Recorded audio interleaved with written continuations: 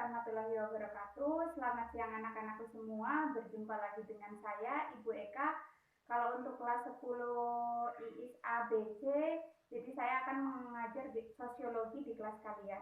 Jadi nanti kalau untuk penjelasan materi, lihat video berikut ini. Terima kasih.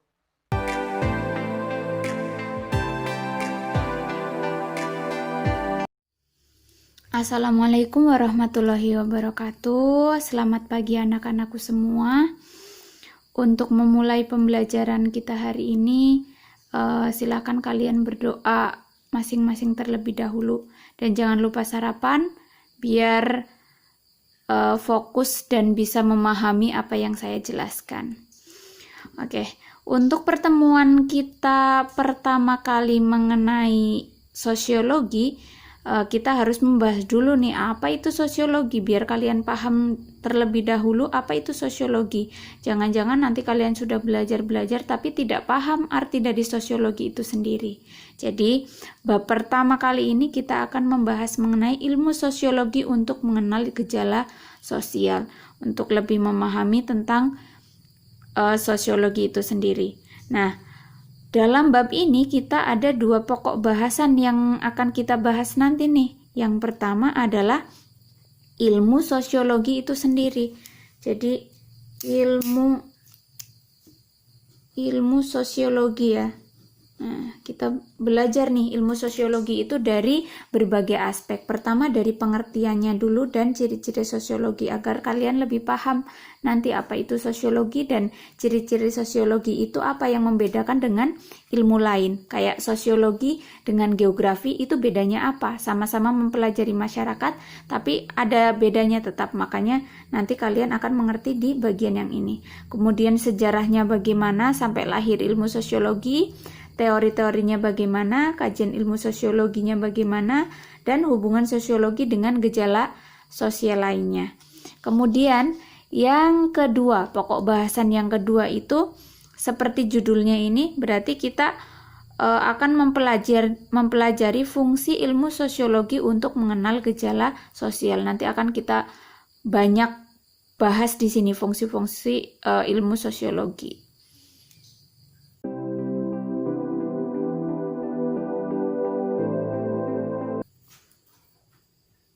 Oke, kita lanjutkan pembahasan kita ya. Jadi kita belajar tadi ada beberapa pokok bahasan. Jadi pertama kali kita akan mempelajari mengenai pengertian sosiologinya dulu nih, biar kalian paham apa itu sosiologi. Nah, jadi sosiologi itu sebenarnya pertama kali diperkenalkan oleh ilmuwan yang bernama Auguste Comte. Makanya dia disebut sebagai bapak sosiologi. Nah, sosiologi ini berasal dari bahasa Latin. Bahasa Latin yaitu dari dua kata, socius dan logos. Apa itu socius? Socius itu adalah teman atau kawan, dan logos itu adalah ilmu. Jadi semua yang ada logos-logosnya atau logi-loginya berarti itu ilmu. Kayak biologi berarti ilmu yang mempelajari tentang makhluk hidup begitu. Begitupun sosiologi berarti ilmu yang mempelajari tentang sosio. Sosio itu apa? Berarti masyarakat. Nah, teman atau kawan di sini kan otomatis dia lebih dari satu dan ada hubungan atau interaksinya. Makanya kita sebut sebagai masyarakat. Nah, artinya ilmu sosiologi adalah ilmu yang membahas tentang masyarakat. Itu secara simpel dan singkatnya biar kalian lebih paham. Kemudian, kalau sebuah ilmu pasti ada objek kajiannya dong. Kayak contohnya, biologi itu objek kajiannya adalah makhluk hidup dan anatominya. Geografi itu adalah objek kajiannya permukaan bumi. Dan sosiologi ini juga memiliki objek kajian. Apa sih objek kajian dari sosiologi? Objek kajian dari sosiologi itu adalah masyarakat dan interaksi antar manusia. Kenapa masyarakat? Tadi Ibu sudah jelaskan pas di pengertiannya. Jadi teman atau kawan. Kalau teman atau kawan berarti kan lebih dari satu. Makanya kita sebut sebagai masyarakat. Ini adalah objek kajian sosiologi yang pertama. Kemudian yang kedua, objek kajian sosiologi adalah interaksi antar manusia. Karena kalau antar manusia ini tidak saling berinteraksi, itu bukan merupakan objek kajian sosiologi. itu merupakan objek kajian dari biologi. Karena yang dibahas di sini adalah interaksinya atau interaksi antar manusianya, makanya dipelajari dalam sosiologi. Begitu ya. Paham kan ya? Nah, oke lanjut. Biar semakin paham mengenai objek kajian sosiologi, kita bahas satu-satu ini dari masyarakat sama interaksinya. Masyarakat itu apa sih? Masyarakat kalian mungkin sudah sering dengar di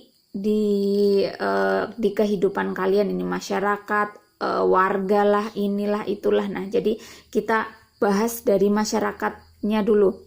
Jadi masyarakat itu apa? Sekelompok manusia yang hidup bersama di tempat yang sama dalam waktu yang relatif lama.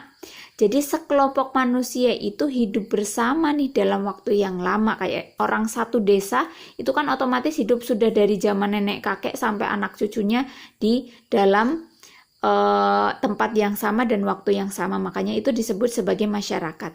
Kemudian yang kedua, memiliki hubungan yang erat. Karena otomatis kalau hidup bersama dalam waktu yang lama pasti mereka memiliki hubungan yang erat. Kemudian berikutnya terdapat sistem komunikasi. Nggak mungkin di dalam sebuah masyarakat mereka tidak terjalin komunikasi.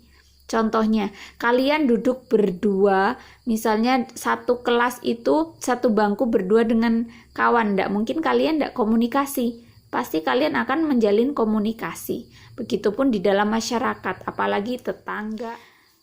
Kemudian tadi ciri-ciri masyarakat yang keempat, terdapat aturan yang mengatur. Otomatis bakalan ada aturan-aturan yang mengatur di dalam masyarakat. Kayak kalian dusun, desa pasti juga ada aturan yang mengatur kehidupan masyarakat sehingga terjadi kehidupan yang harmonis begitu. Kemudian komponen yang kedua itu adalah hubungan timbal balik antar manusia. Nah, tadi kan Ibu bilang, kalau tidak ada interaksi antar manusia berarti itu bukan merupakan objek kajian sosiologi. Makanya harus ada interaksinya nih. Nah, interaksi itu apa sih? Interaksi itu adalah hubungan timbal balik antar manusia. Itu adalah interaksi. Contohnya, kalian ngobrol nih sama kawan. A ngomong dengan B, berarti itu merupakan interaksi karena kalian ngomong kemudian dijawab, berarti ada hubungan timbal balik begitu. Kemudian selanjutnya, pokok bahasan sosiologi. Apa sih pokok bahasan sosiologi? Pokok bahasan sosiologi itu dibahas oleh dua tokoh besar ilmu sosiologi. Yang pertama adalah Emil Durkheim dan yang kedua adalah Max Weber. Menurut Emil Durkheim, jadi pokok bahasan sosiologi itu adalah fakta sosial ya. Fakta sosial. Fakta sosial itu apa? Fakta sosial adalah sistem yang mempengaruhi cara manusia untuk bertindak dan berpikir serta merasa. Jadi fakta sosial itu adalah sistem yang mempengaruhi cara manusia untuk bertindak. Contohnya begini. Kayak kita itu memiliki peraturan atau norma atau nilai. Contohnya norma agama. Norma agama mengatakan bahwa kita itu harus menghormati orang tua. Begitupun kayak mengatur sholat, berarti tindakan-tindakan kita itu akan mengacu terhadap aturan-aturan yang ada. Nah, itu menurut Emil Durkheim itu, jadi begitu bunyinya fakta sosial. Nah, kemudian kalau menurut Max Weber, jadi pokok bahasan sosiologi itu adalah tindakan sosial. Apa itu tindakan sosial? Tindakan sosial itu bukan perilaku masing-masing orang ya. Jadi tindakan sosial itu dilakukan dengan mempertimbangkan perilaku orang lain. Itu baru disebut tindakan sosial. Contohnya begini. Kalau kita cuma berjalan, itu namanya tindakan. Tapi kalau kita berjalan di depan orang, kita memikirkan nih sopan atau tidak, berarti kita harus, kalau kata bahasa orang sini tuh tabe. Nah, itu berarti kita memikirkan perilaku orang lain juga. Nah, itulah yang disebut dengan tindakan sosial. Artinya kita harus memikirkan juga perilaku orang lain. Nah, selain tindakan kita. Oke, paham ya? Nah, kita akan lanjut lagi ke pembahasan berikutnya.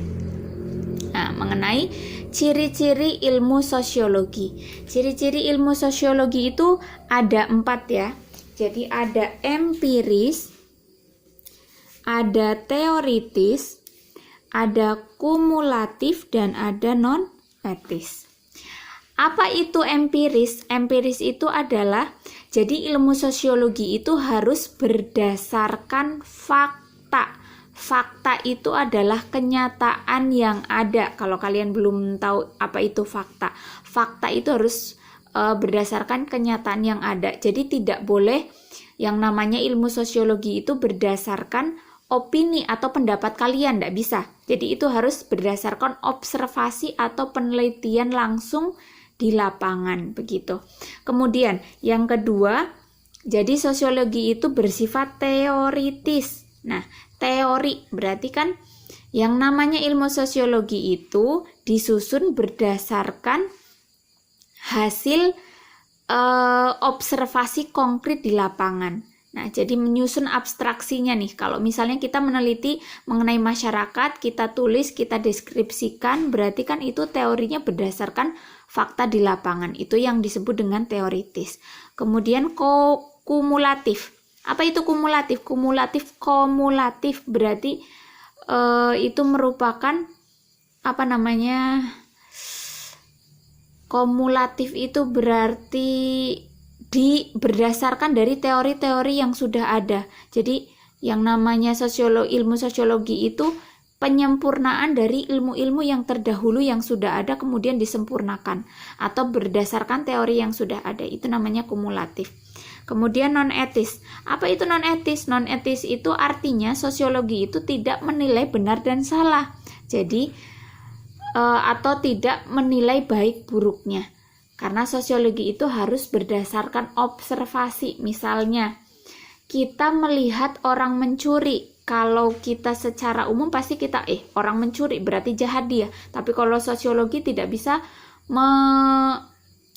melabel orang itu sebagai orang jahat. Kita harus tahu dulu kenapa dia mencuri, bagaimana latar belakangnya. Jadi kita harus meneliti dulu kenapa dia melakukan tindakan tersebut. Begitu, paham ya? Nah, lanjut ke materi terakhir untuk pertemuan ini sebelum Ibu kasih tugas di pertemuan ini. Yang berikutnya adalah sejarah ilmu sosiologi. Sejarah ilmu sosiologi itu sebenarnya dari dulu sudah ada yang namanya filsafat sosial yang mempelajari masyarakat juga, tapi belum jelas ini pembedanya apa, makanya timbullah atau muncullah ilmu sosiologi. Nah, latar belakang munculnya sosiologi itu berasal dari revolusi Prancis dan revolusi Inggris. Nah, di kedua kejadian ini itu menyebabkan perubahan sosial dan politik. Kalau perubahan politik yang tadinya monarki atau kerajaan sekarang jadi presidensil atau demokrasi, kemudian kalau perubahan sosialnya itu lebih ke perubahan kondisi masyarakatnya yang dahulunya kalau kerajaan kan adalah kaum bangsawan, ada kaum rakyat jelata, atau kalau di bahasa sosiologinya ada kaum burjuis dan proletar. Nah, kalau sekarang itu sudah mulai merata, tidak ada lagi perbedaan kasta seperti itu. Terima kasih. Makanya dari revolusi Prancis dan revolusi Inggris ini lahirlah sosiologi. Oke, begitu saja penjelasan materi sosiologi dari Ibu untuk pertemuan pertama ini. Nah, untuk tugas kalian di pertemuan ini adalah yang pertama. Yang pertama silahkan kalian tulis di buku ya, di buku dan pakai pulpen jangan lupa. Yang pertama adalah kalian cari pengertian sosiologi menurut beberapa ahli. Kalau tadi kan Ibu sudah menjelaskan pengertian sosiologi itu, tapi kalian harus mencari ilmu sosiologi menurut teori-teori lain atau menurut beberapa ahli. Ada banyak itu. Kalian bisa mencarinya di internet atau dari buku. Kemudian pertanyaan kedua dan terakhir. Nah, kalian silahkan mencari sejarah ilmu sosiologi secara mendetail dan jelaskan, ditulis di buku, kemudian dikirim langsung ke WA Ibu. Bisa ditulis tangan, bisa diketik. Nah, jadi jangan lupa ya tugasnya ada 2 tadi. Pertama, pengertian sosiologi menurut beberapa ahli. Kemudian yang kedua, jelaskan mengenai sejarah ilmu sosiologi secara mendetail. Terima kasih, begitu saja untuk pertemuan kali ini. Wassalamualaikum warahmatullahi wabarakatuh.